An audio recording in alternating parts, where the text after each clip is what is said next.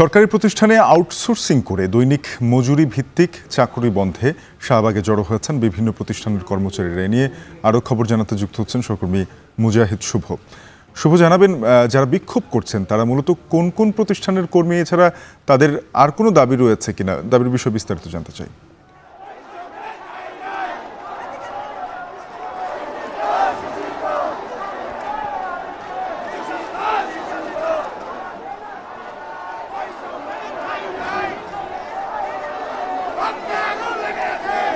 শাফিন, এক দফা দাবিতে শাহবাগে হাজার হাজার মানুষের ঢল। যারা আউটসোর্সিংয়ে চাকরি করেন বা দৈনিক মজুরি ভিত্তিতে যারা চাকরি করেন, চতুর্থ শ্রেণীর কর্মচারী যারা আছেন, তারা আসলে সকাল থেকে জড়ো হয়েছেন শাহবাগে।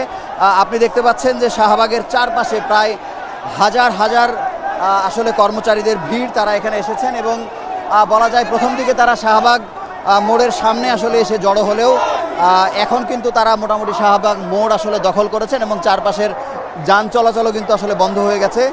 এখানে সবগুলো সরকারি প্রতিষ্ঠান, দপ্তর, অধিদপ্তর, পরিদপ্তর এবং বিভিন্ন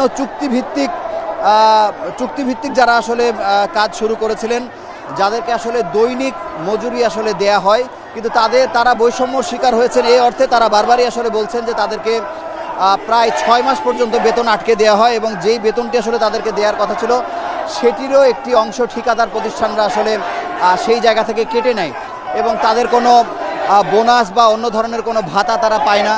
এবং তারা সবসময়ই দেখা যায় যে যারা বিভিন্ন হাসপাতালে চাকরি করছেন তাদের কথা হচ্ছে যে 18 সাল থেকে যারা এই চাকরিতে যারা নিয়োগ পেয়েছেন তাদের অনেককে আসলে কোভিডের সময় যে তারা নানা ঝুঁকি নিয়ে আসলে মানুষের সেবা দিয়েছেন, যারা হাসপাতালে চাকরি করছেন তারা বলছেন তাদেরকে কোনো ধরনের ঝুঁকি ভাতা বা অন্যান্য কোনো ধরনের কোনো সুযোগ সুবিধা দেওয়া হয় না।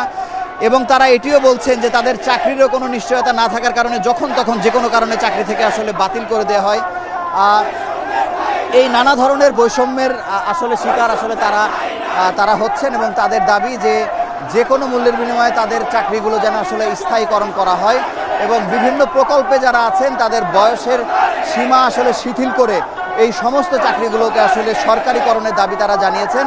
এবং তারা বলছেন যে ঢাকাতে মোট 26,000 এমন কর্মচারীরা আছেন এবং সারা বাংলাদেশে লক্ষ লক্ষ কর্মচারীরা আছেন। তারা এই বৈষম্যের শিকার, তারা যে কোনো মূল্যে আসলে এই পরিস্থিতির অবসান চান। তো এই ছিল এখানকার সবশেষ খবর। শাফিন।